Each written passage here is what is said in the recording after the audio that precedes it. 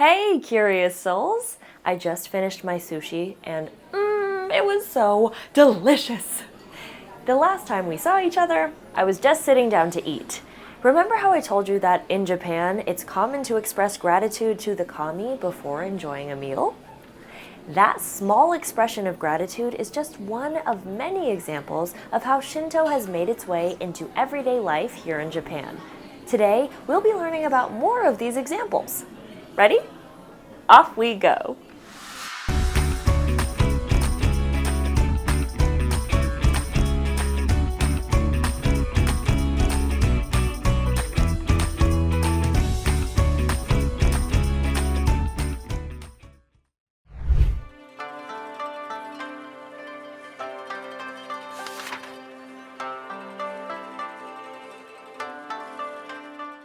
Welcome back to the Library of Faith. Now that we're nice and full, let's pull another book off the shelf, shall we? While Shinto doesn't have a formal code of conduct, a framework of ethical guidelines has evolved based on its beliefs. Since Shinto is so intertwined with culture, Shinto ethics play a role in both religious and secular or non-religious life in Japan. Today, we're going to invite a friend to expand on Shinto ethics and practices for us. Curious souls, meet Mitsuko. Hi, Bee, and hello, everyone. Thanks for having me. Now's a good time to make sure you have your guided viewing ready to go. You'll be filling in notes as we hear from Mitsuko about 5 ways that Shinto ethics influence practices. Ready? You may remember that in our previous lesson, we learned about the role of purity in Shinto belief. Mitsuko, can you please explain how purity influences ethics and practices? Of course. So in Shinto, as you know, we believe that purity is very important. Impurity is thought to disrupt the collective harmony between humans and the kami. So it's an ethical responsibility to maintain purity and to restore it when it's been disrupted. That makes sense. In the last lesson, these curious souls heard the story of Izanagi and Izanami and how Izanagi became impure by being close to a dead body in the underworld. They also learned that in Shinto, a person can become impure by getting sick or by acting in a way that causes suffering. Yes, that's true, Bee. Now, of course, some of these things are unavoidable. An emergency responder may have to handle a deceased person, for example, and everyone gets sick at some point.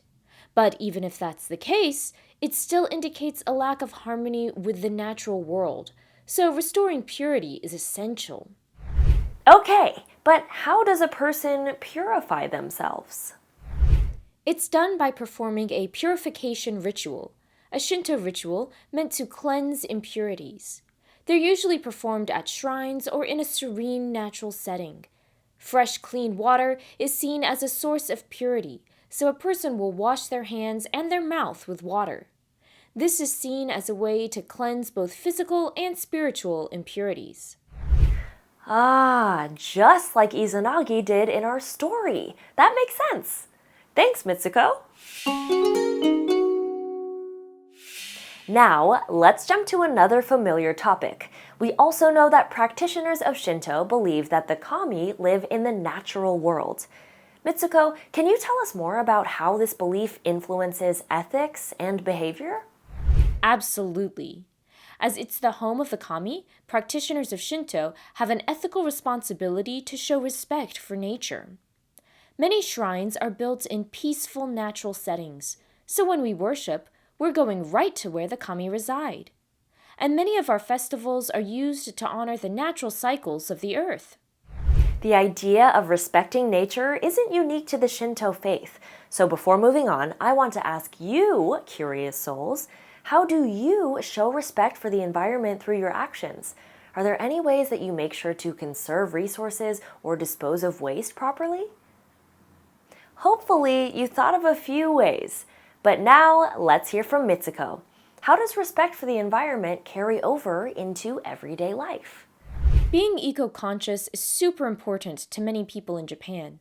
We try to show respect to the environment every day, not just in our religious rituals.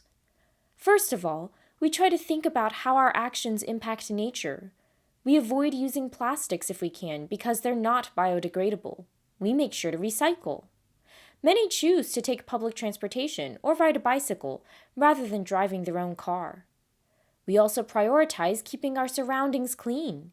You'll rarely see litter, even in a major city. These are all ways that we show respect to the spirits of nature. So, curious souls, how did that compare to your list? Did you get some ideas about how to contribute to a healthier environment? Mitsuko, do you have other examples of ethics in action? Absolutely. I want to expand on what you shared earlier about gratitude. Expressing gratitude is part of the Shinto ethical framework. In Japanese culture, gratitude is more than just a routine thank you to the kami for providing food. For us, gratitude is a mindset. It helps us cultivate genuine appreciation and respect for others. Gratitude doesn't stop at the dinner table. Practitioners of Shinto visit shrines to make offerings of gratitude to the kami. Sometimes, these offerings include small amounts of food, a way to show appreciation and give back just a little of what they've received. Additionally, gratitude is a way to contribute to maintaining social harmony, another part of the ethical framework of Shinto. When people cultivate gratitude, it shows an appreciation for others. This helps us to get along, and we cooperate and respect each other more. Our religious practices promote social harmony as well. For example, the community works together to have festivals. We come together to clean the shrine grounds, arrange decorations, and organize parades. During the parade, we carry a portable shrine through the streets. This shrine is meant to temporarily house the kami, allowing it to bestow blessings on others as it passes. Carrying this shrine requires teamwork and coordination. It's a way we honor the kami together. Finally, our ethical framework emphasizes fulfilling one's duty. This ties in closely with social harmony. In our culture, everyone has a role to play to keep our families and communities cohesive.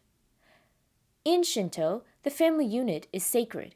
As a result, we have the duty to take care of others in the family, showing special reverence for our elders, and even to deceased ancestors who we believe still play a part in our lives. We also are responsible for fulfilling duties within larger groups. In Japanese culture, personal desires are of lesser importance than the well-being of the collective group, so each person wants to do their part to contribute to the greater good. For example, students participate in collectively cleaning their classrooms, hallways, and even the bathrooms in their schools. Even though this might not seem like a lot of fun, it's really important because by fulfilling this duty, it creates a better environment for everyone. Plus, it teaches us how to cooperate with each other. Wow! Thank you, Mitsuko, for joining us today to share some Shinto ethics and practices with us. Arigatou gozaimashita for having me. This is a Japanese expression of gratitude. Essentially, it's a heartfelt thank you very much. Goodbye! What do you say, curious souls? When we're done, do you want to stick around with me to tidy up the Library of Faith?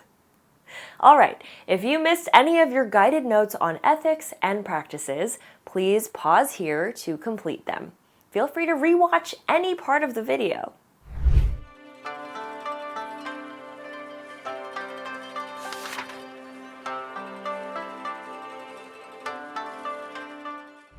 Well, curious souls, we've reached the end of our journey through Shinto. I think there's no more appropriate place to sign off than the Kawaguchi Asama Shrine.